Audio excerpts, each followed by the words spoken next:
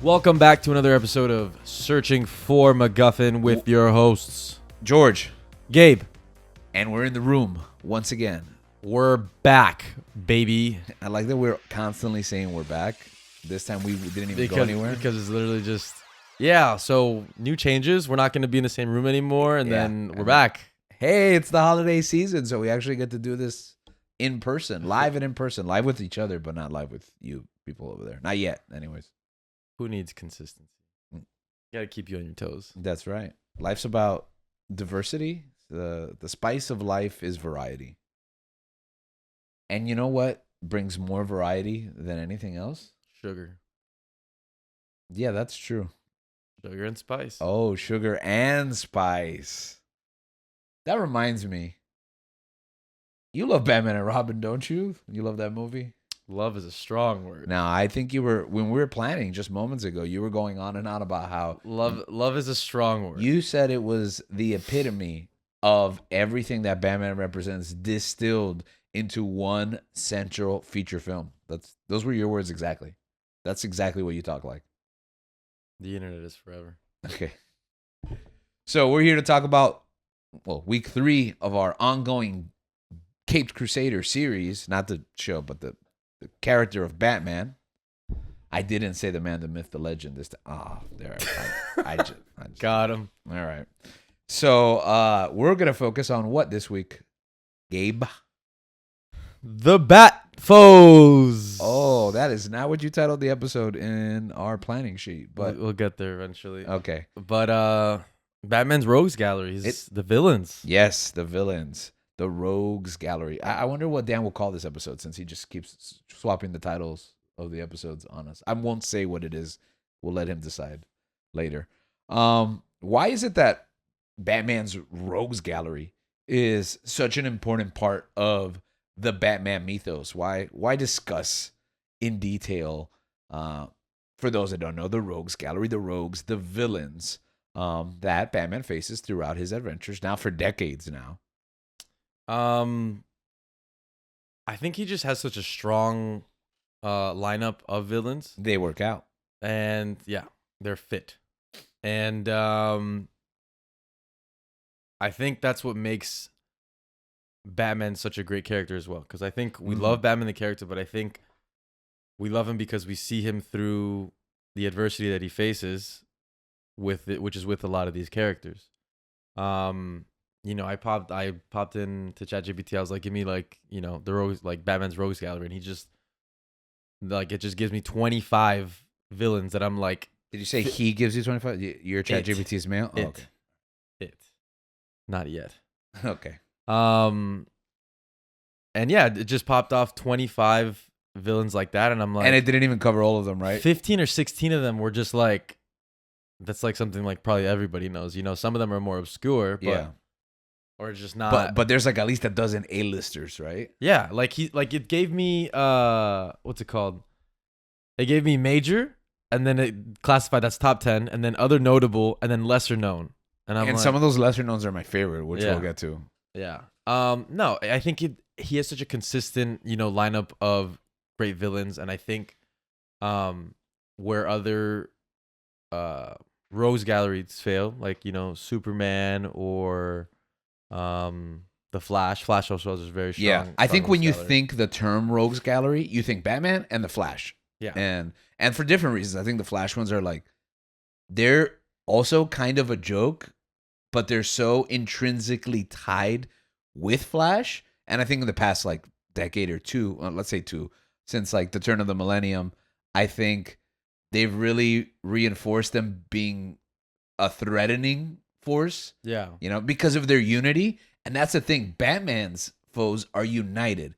They're all so strong on their own, but when they all come together and they you bunch them together, it's so natural and they work together so well because they have this common driving force, which is their villain. They're defined by their villain, which is our hero, and I think he's defined by his villains. And I think when you look at the different mediums of storytelling and how they're portrayed throughout comics, throughout movies, animated films, TV shows, I think there's such a strong. I'm obviously there's so much being made that some of them are gonna miss, obviously. Yeah.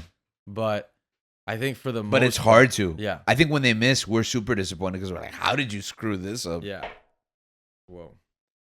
But I mean, a lot like that's what like we were saying before. First, I think interactions or experiences with these characters is like for me, I was like a lot of those like films that I watched and like the cartoons, the animated series, and things like that.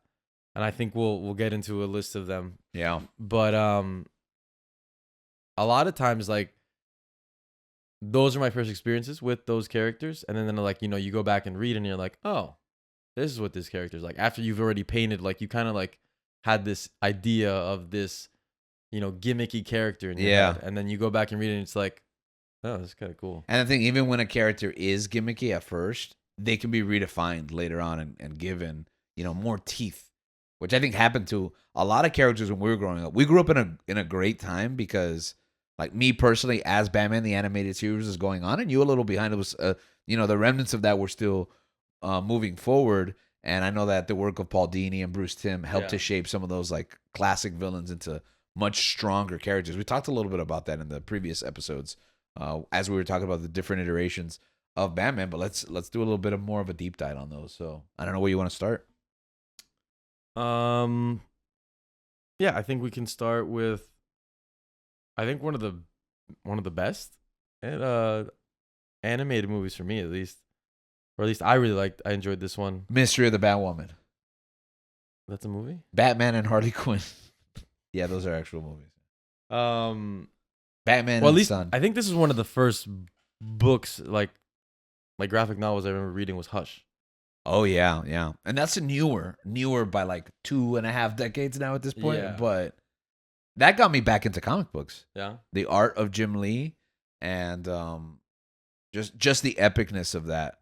So go ahead. What is it that draws you towards Hush? I think I just... This man right here, right? Yeah. I enjoyed the fact that obviously Batman is a detective, but I feel like this really had a strong mystery angle to it. Batman feels some sort of like he senses something, like something is different about a miss. Yeah.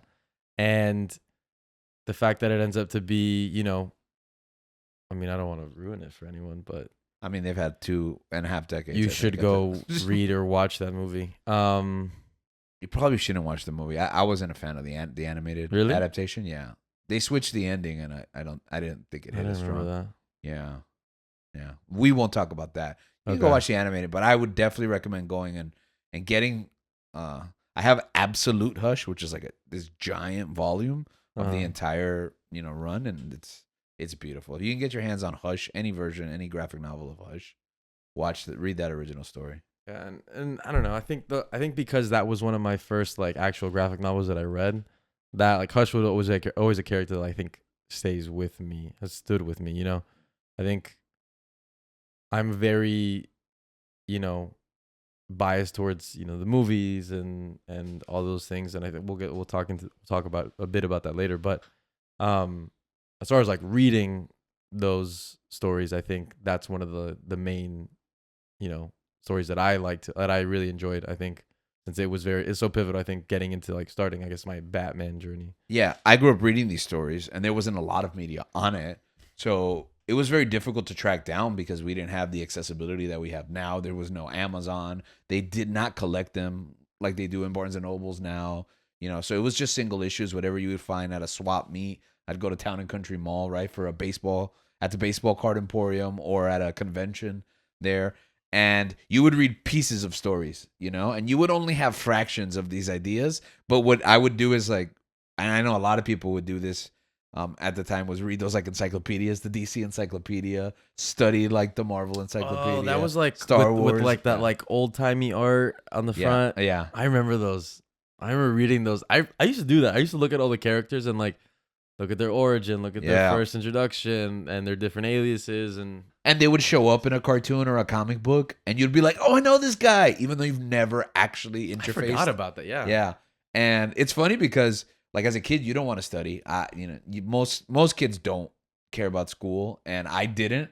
But I remember studying for hours, and when we got the internet, it was over. Yeah. It was like I could get a doctorate in like these stupid things. And it was constant conversation. That was like the politics of childhood. Like which hero could beat what hero? Like what's the best rogues gallery villain? It was almost as if it was like a Bible, like in a sense. Yeah, absolutely. Yeah.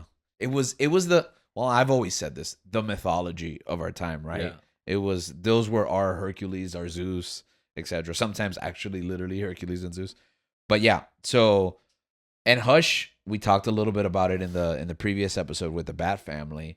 One of those Robins, it kind of seeds the Red Hood story, which is actually a really good story as well. Yeah. And I just think it ushers in like a new generation into pushing the Batman mythos forward, you know, bringing Jason back, controversial decision at the time. Red Hood's a great villain, then becomes a great member of the Bat family. It's just, it started dipping the toes. And what I like about books like Hush, The Long Halloween, is that they kind of give you a crash course on all of the villains. Yeah. At some point through this series, you're going to get presented with all of them. So it's like a nice book for, especially a new comic book reader to jump into. Yeah. Because you're like, oh, this guy, and that guy. And it's kind of, like I said, a crash course. So he's a great villain. Introducing a new villain this late into the Batman mythos. There's a couple of new villains that have arisen in years, but I think Hush has had one of the greatest impacts. For sure. And I think something that helped me with, I guess, some of the lesser known villains was actually a new show that came out on Amazon this year, right? Yeah, the Capes Crusader. Yeah, Crusader. I mean, just a few months ago. Time goes by real fast. But that show was, it's like the closest thing I think we got to the Batman the Animated Series. I agree. Bruce Timm came back, and Bruce Timm has come back to Batman a couple of times to mixed results. Yeah. They were talking off the air about Batman and Harley Quinn. Not a fan of that film. He came back for Bruce Timm can be a freak. Yeah, the Killing Joke, which like part of it is really good and part of it is, yeah, he added something and then it's like my jaw dropped. I was like, what is like I was like, you know, it's like when you sense tension between two characters, but it's like this shouldn't be happening, and but it's like, am I crazy? Okay. Just for the record, the only reason those two characters, we're talking about Batgirl and Batman, have tension is because Bruce Timm has been obsessed with this. He seeded it, and he seeded it in that other movie. That's okay, Mystery of the Batwoman. That's where it starts. Like, it's also, I mean, I'm not gonna blame the guy. Like I thought about that with Justice League with Batman and Wonder Woman. Oh no, that's a good one. That was there. I right? like shipping. Yeah, that was there. I like, yeah, especially when they get turned into little kids. And that was such a good episode. She's pretty open about her crush. Yeah, but back to Cape Crusader, a throwback to a time. The great thing about Batman the Animated Series is that it's like timeless in the sense that it's nostalgic. There's like Zeppelins and black and white TV, but they have supercomputers, right? But this goes even further back. Like, I think it's even more grounded in its timelessness by being very, feels very 40s. Yeah, it feels very, I could even say archaic. Yeah. And it goes back to villains that even Batman the Animated Series wouldn't touch. So what were some of those villains that you were introduced with for the first time? And I think we were talking about this was Firebug, I thought it was Firefly, but it's Firebug. Yeah, it's Firebug. It's a different guy who also is insect themed, who also is an arsonist. Like, get your own thing, Firebug. But I believe he predates Firefly, actually. Because the first time I ever saw that character was in Gotham, actually. Firefly? Either Firebug. Well, he's Firefly. Firebug is, they're like using him for the first time. Everybody uses Firefly now. Okay. Which is it's a better name anyways, but they're basically the same character, but they're different people. That's so interesting as to why that is. I just think that Firebug was like a lame name. So what happens is usually generationally, these rogues, like some writer comes and he's like, oh, remember that character that I used to read about when I was a kid? Yeah. But they're like, oh, let me make a new origin for it. And instead of messing with the mythos, even though you can in DC because they reboot their mythos like every 10 years, they'll create a new version of that character. And sometimes they'll change the name because, like, let's be honest, Firefly sounds cooler than Firebug. Yeah. So Firebug was one of those characters that I was like, oh, but that episode was very good, man. In Gotham? No. Oh, I was like, you said you were introduced to him in Gotham. In Cape Crusader. It was a good episode of Gotham. I will say that about Gotham. Gotham was pulling people out of the woodwork with the Rogues Gallery, with the villains. the show sucks, but Yeah. still. So Bruce Timm tries not to repeat the villains that he used in Batman the Animated Series, which I think is a testament to why that show is good. Yeah. Cape Crusader specifically, by not retreading. And when he does characters that he's done, he kind of switches them. Like he gender bends Oswald Cobblepot to Oswalda to mixed results depending on how you feel about that. I didn't care. Yeah, but Harley gets a new origin devoid of any relationship with the Joker. So some of these things that he kind of shaped, he goes the other way. But he also tries to do, apparently he had a Firebug story in him. He already used Firefly in the animated series, so I guess he's going even further back for a more old school. I remember Firefly in the Arkham games. You remember? Yeah. So I think that was the most recent like major impact that character's had. What are the characters? Clayface, but the Basil Karlo There, Clayface. that's another example of that. He goes Basil Karlo instead of Matt Hagen. It's not supernatural. It's the makeup. I love this version of Clayface. Yeah. This is my Clayface, which is ridiculous because it probably predates me like 50 years. But I love this grounded take. And I heard a rumor that what's the new Batman director? Yeah, what's the new Matt Reeves? Matt Reeves has flirted with including this character in these movies. I don't know if that'll still happen. Matt Reeves based. Yeah. I don't know if that'll still happen because these things change as you develop the scripts, and also because Bruce Timm literally just used them. Yeah. But I think that'd be cool because I like this imposter. I think like the villains that they picked for this show were very they fit into the time period, and I think that was another strength to it. I think that's the strength about Batman villains in general. It's just like you can put them anywhere. Yeah, you can. Work. Oh, speaking of that, Onomatopoeia is a new character. Again, early 2000s, so relatively new in the Batman mythos. Mm-hmm. Kevin Smith created him for the Green Arrow book and then brought him into the Batman mythos for the Whitening Geyer, which is a really good book that I recommend, also written by Kevin Smith. At least I thought so at the time.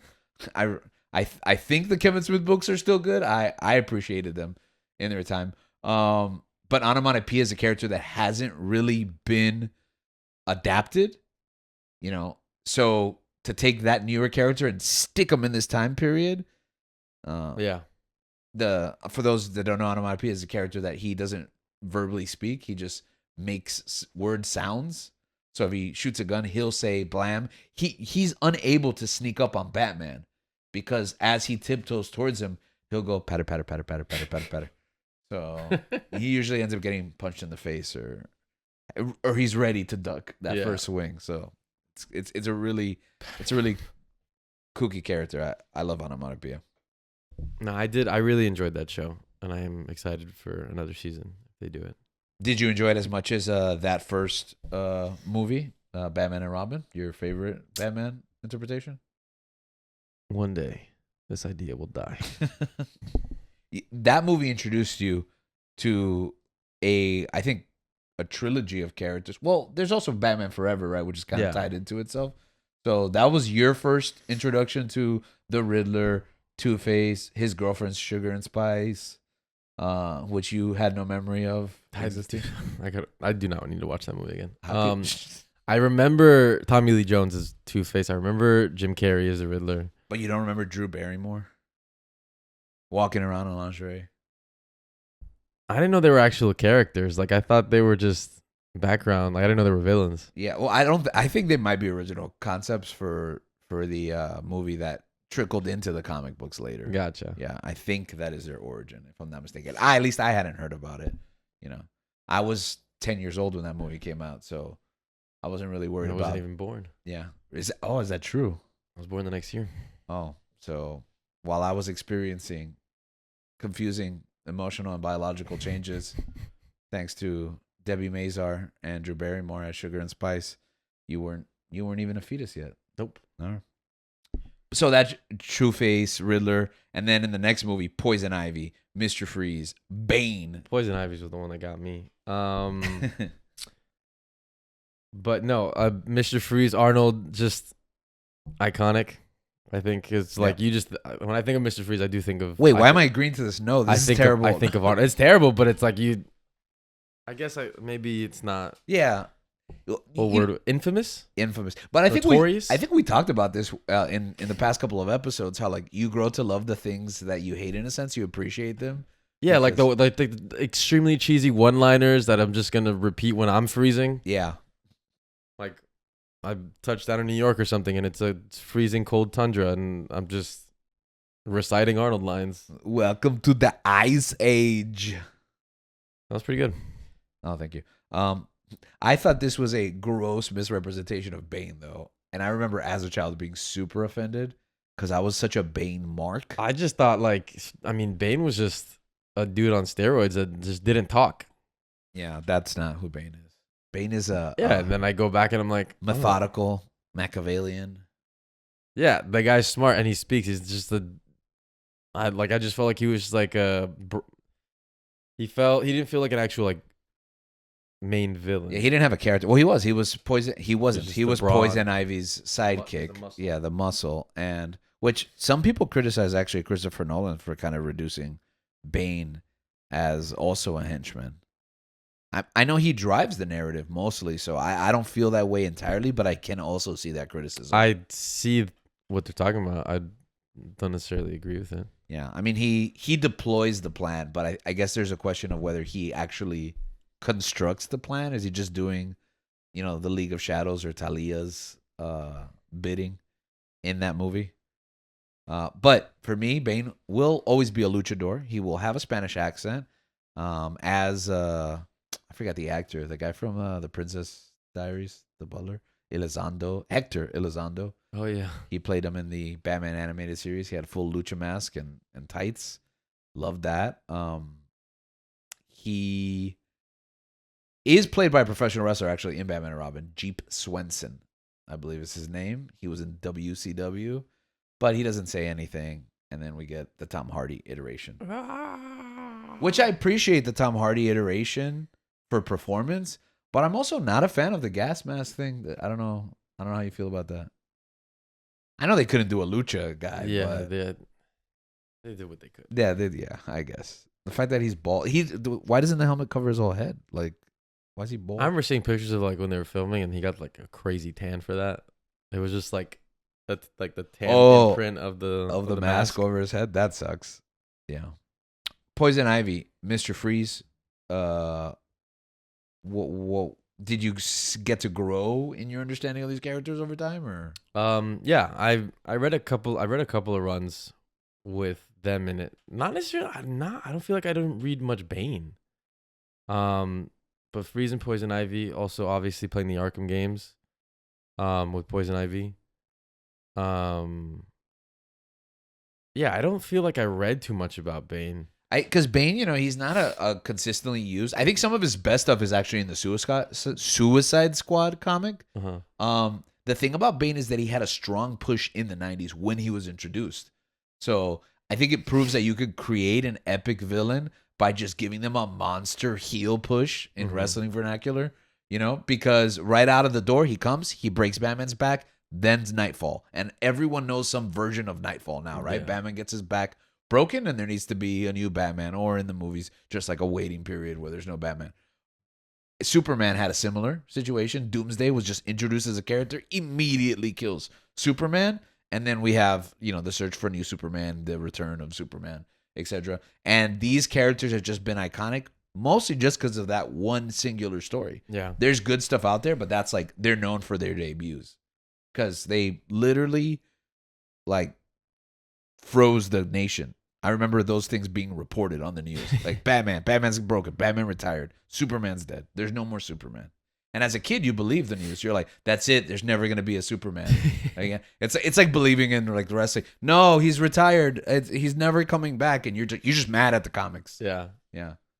That must have been I mean, the closest thing I remember to like that was when they killed Cap. Yeah, I was going to say. Like, I remember the news was reporting that they killed Captain America, and everyone was like, ah. Yeah. I haven't read a Captain America comic in 20 years, but I'm so mad. I was just like, why is this on the news? I was mad, actually, when it happened. I was like, I felt like an actual person died. Yeah. And I would remember being upset. And I was like, you know what? I'm going to go back and I'm going to read. I hadn't read Winter Soldier, so I read 1 through 25 leading up to that death. And I was like, oh, this makes sense. This has been leading to this. Yeah. Yeah, it was very well done. At the time, by 90 standards, I think the Nightfall, Breaking of the Bat. We mentioned the League of Shadows, jumping around a little bit. Talia, Ra's al Ghul, which you probably can't see because it's so small, but I shaved my beard to be. It's growing in white, so I have this Ra's al Ghul thing going on. I see it. Okay. Like, Hopefully our appreciate audience- the commitment. Yeah, that's the If you're level of listening, commitment. if you're listening, stop. Yeah. Go to YouTube. Yeah, just believe that I have Ra's al Ghul's beard shaved into such an iconic Just image. picture Liam Neeson's head on That's right. George's body. He has AIDS. Talia al Ghul. I think I mentioned to you when we were talking about Damian Wayne, Yeah. the son of Batman. I told you that the book that he debuts in is called Son of the Demon. Actually, Son of the Demon is an older book that Grant Morrison got the ideas from. So it's not canon. The run that you need to read that introduces Damian is called Batman and Son. So it's heavily inspired by Son of the Demon, but now he's all grown up. And his history isn't the same history as Son of the Demon, but Batman and Son. So if anyone hasn't read Batman and Son, Talia, Damian, Ra's al Ghul. Talia. Is it weird that I always, as a kid, shipped Talia and Batman together? Like, I wanted them to figure it out. I mean, I only wanted. Well, I've warmed up to Catwoman, Yeah, you warmed up to Catwoman? but I don't know why I always wanted Ooh. Batman and Wonder Woman. Oh, that's going for me. That was always too ambitious. You can't go outside of the book. It's not like Wonder Woman's gonna be in every Batman comic. Yeah. You know, so they got to be a Batman character. And yeah, they've been pushing this Wonder Woman thing. It was actually really weird when I read Hush because for me, Catwoman was always a bad guy, and then she's like with Bruce in Hush. Batman and Catwoman are together, and that was very jarring at that time because I hadn't really contextualized her as a hero. But then you read Catwoman When in Rome, which is a great book by Jeff Loeb and Tim Sale, and then the movies. Yeah. Yeah, they kind of ship them together in Batman Returns. That's my Catwoman, Yeah. Michelle Pfeiffer. And I think I really enjoy that dynamic. You know, the complexity of their relationship, you know, on opposite ends. Yeah, because Batman is such an extremist that typically you wouldn't want like the good guy to be with a girl like Catwoman, but Batman needs to like loosen up. Yeah. Yeah, and if that means being mirrored by like this complete chaos, this hot mess of Selena Kyle. Yeah. And I really liked how they did it in Cape Crusader too. Yeah, you like that interpretation? I thought so too. I enjoy it. People didn't? Some people were critical. Really? There was this one guy that used to be on this show that was not impressed by it, but his opinion doesn't matter anymore. Where did he go? Remember kidnapped in the jungles. That's true. But yeah, I thought, Cat. Why do you have Batgirl on this list? What is this? What is this category here? Catwoman, Talia. Then he bleeped this out. I can't guarantee he'll do that. So this category was just bat females Oh, that that's what it Batman says. has been with. Okay. He has. I reject any time that he's with Batgirl. That did not happen. That is not canon. That is not. Like when I tell you that happened and they showed it happening, we were watching this movie in a theater. And we were like, looked at each other, we were like, what is the movie was great. And then that happened, and I'm like, the thing is, it wasn't great because it's like 12 minutes in. It's like the first thing that happens in the movie. I really like that movie. Yeah, no, aside it from gets that. super great because you forget. No, that because happened. the movie starts well. Like it's just like they're It's a chase sequence, isn't it? yeah, and I Yeah. like that. Yeah, it was fun. It was like 12 And minutes. then bam, they sleep together. So that's still the beginning of the movie, and I was like, "What?" Yeah, not a fan of that. We talked a little bit about Nolan's representation of Joker, Ra's al Ghul. So, by the way, how do you pronounce it? What's your choice, Ra's or Ra's? Ra's al Ghul. Ra's al Ghul, yeah. Nolan, for some reason, says Ra's al Ghul. I think it would have been too hard for most audiences to understand what he was saying. Oh, okay. So you think it's Ra's al Ghul? I'd say Ra's al Ghul. Okay. So Ra's al Ghul, Liam Neeson. I don't know if I've shared this before, but I felt like such a dummy. So you didn't see that coming? Yeah, that I didn't see that coming. Like I It's felt okay. I thought the entire movie, even in the credits, that Christian Bale was Tom Cruise. like that is true. You And have shared I that. defended that adamantly. And I'm like, bro, that's Tom Cruise. What are you talking about? And then the credits roll, it said Christian Bale. I'm like, who the? Yeah. But it was definitely not Tom Cruise. It was Christian Bale, and Liam Neeson was in fact not Ducard. He was Ra's al Ghul. A twist that I should have seen coming, and I wanted to turn in my Batman card at that time. Like I know. But didn't you nothing. feel like, oh my god, a twist? Yeah, a twist that I didn't expect. Yeah, yeah. And also, I don't know if I'm remembering this wrong, but I remember the Batman Begins script being leaked online like a year in advance. Really? Yeah, and I didn't read it because I didn't want the movie spoiled, but I did skim it, and I think I might have spoiled that for myself and then forgotten about it over the course of a year. So not only should I have seen it coming, I think I literally knew that it happened and then just forgot all about it. Everything works for a reason. But Liam Neeson, a great Roz. We talked about Bane. We talked about not Scarecrow. Scarecrow's a great villain. Jonathan Crane. Scarecrow is a really great. Yeah. He does. Bruce Timm does a great job in Batman the Animated Series, but I think in the Arkham games, he takes a level of terror that those are the best levels in my opinion, For sure. and at least in the first one in Arkham Asylum. But then, Cillian Murphy plays him in the Dark Knight trilogy, which I know you're very fond of. Yeah. I mean, it's Cillian Murphy. Like, I know that Cillian Murphy actually was being tested to be Bruce. That's right. They have an audition tape out there somewhere. Yeah. Have you seen the footage? I think I have. They have him in, yeah. like in the cowl and the suit. I mean, everything happened the way it was supposed to happen, but I think even still, like including him was a major plus. I think the whole plot in that first one, I thought it was great. I thought that because I remember Cillian Murphy has an like just a very subtle, but like I don't know how to say it. He has this look about him. Yeah. That it's like I know what you're trying. It's like a death stare, man. It's like it's just he has a look about him that it's like calming but also unsettling at the same time. It is ordinary, but like also devoid of I don't know. He, like almost a sociopath. Like this guy's either just a normal dude or he's a sociopath. Yeah. And you can't really tell. And I mean, he's done great in all his roles, and I mean, love that he got an Oscar for best actor last year. This year. No, that was last year. Yeah, I mean, it happened this year. this Yeah, year. it happened this That's year. last Yeah, year. that's true.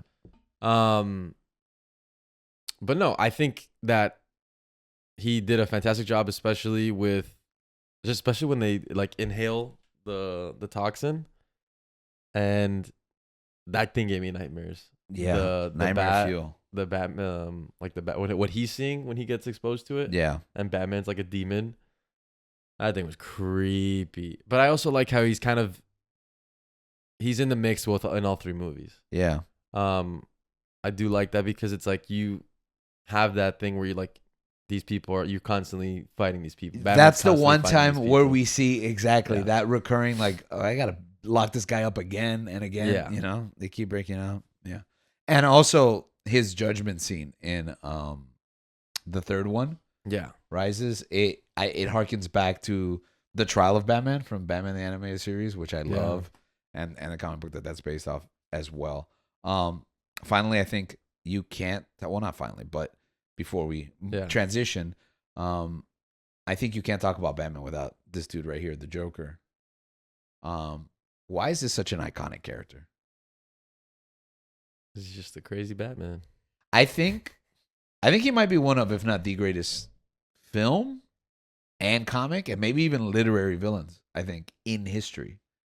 I think there's a strong sentiment to that. I mean, it's just because like Batman, he is a man. And he has his makeup for the mask. And he is conniving and just evil, but also has this care. Because like you think about it, it's like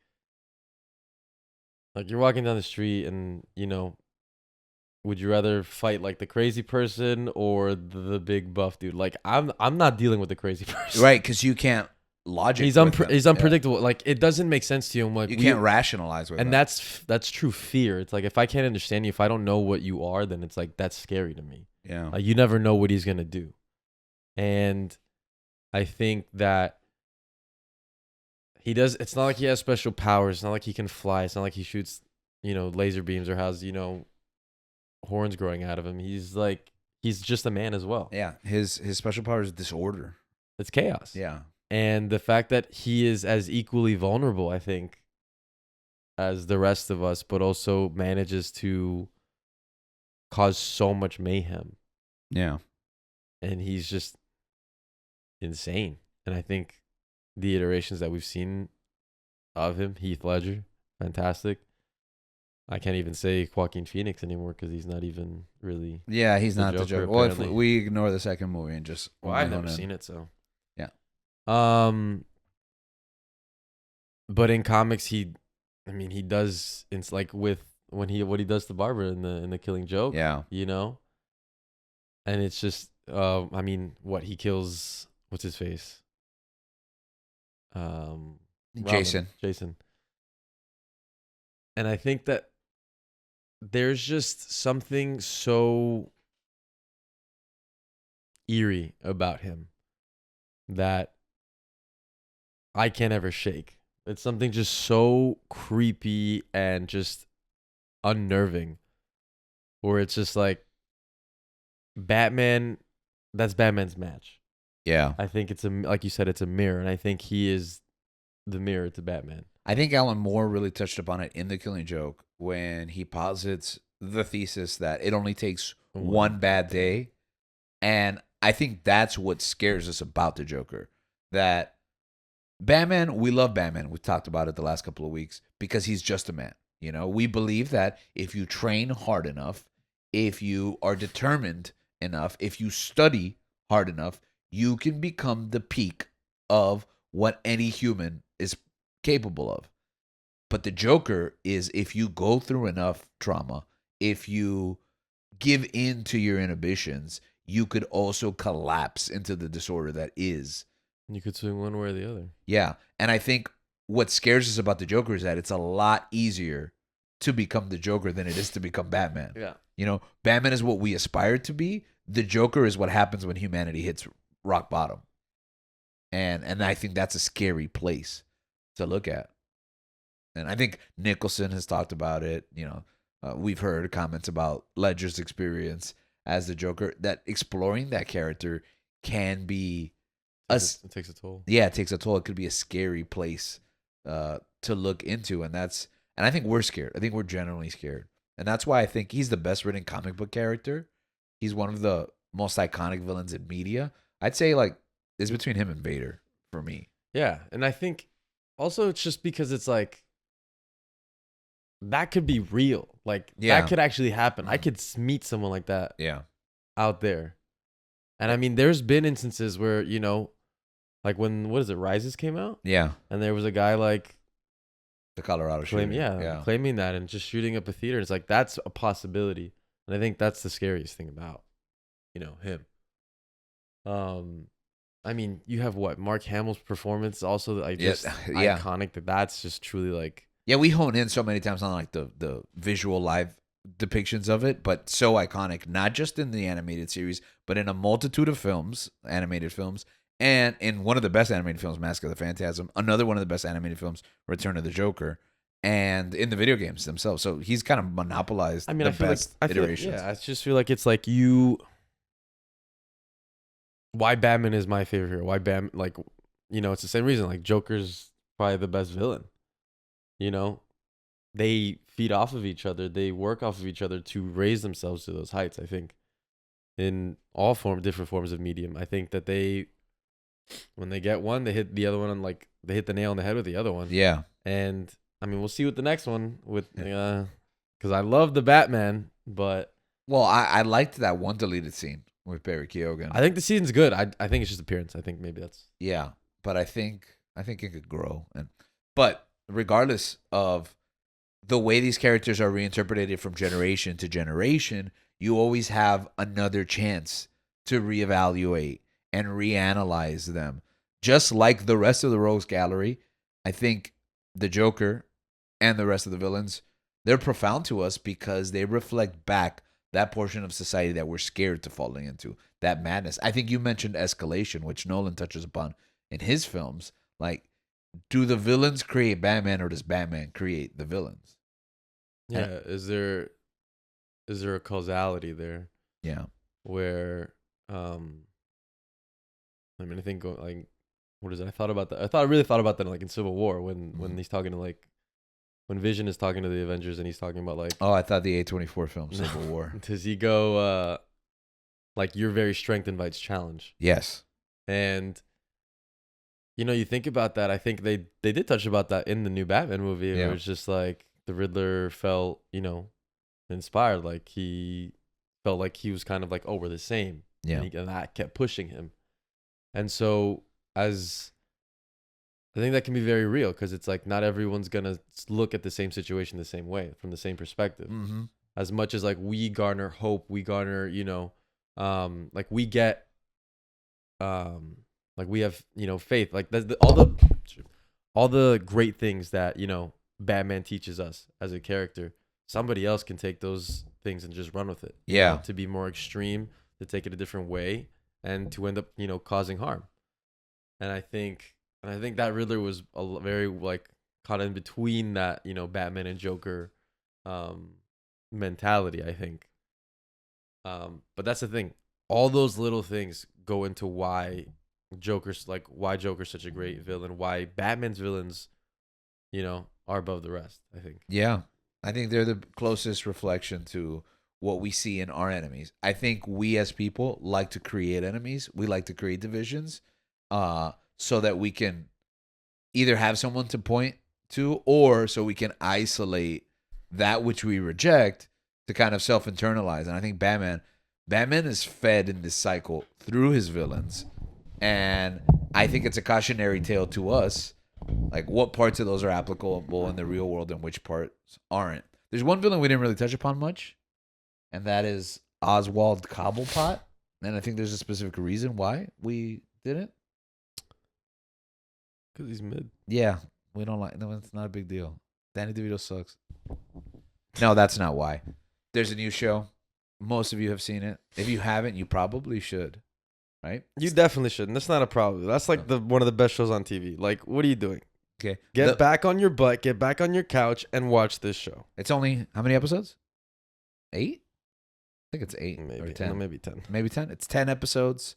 So we're gonna give you a week to do that, because next week we're gonna do a deep dive on The Penguin on Max, the companion piece to Matt Reeves' The Batman. So we talked about Batman's rogues galleries, why they're important. We're going to do a little deep dive on Penguin specifically, and just all the kind of elements and ideas that were presented throughout that series. So, you want to do our outro for this week? Or? No. Okay. Oh. Guys, we hope you have a great week.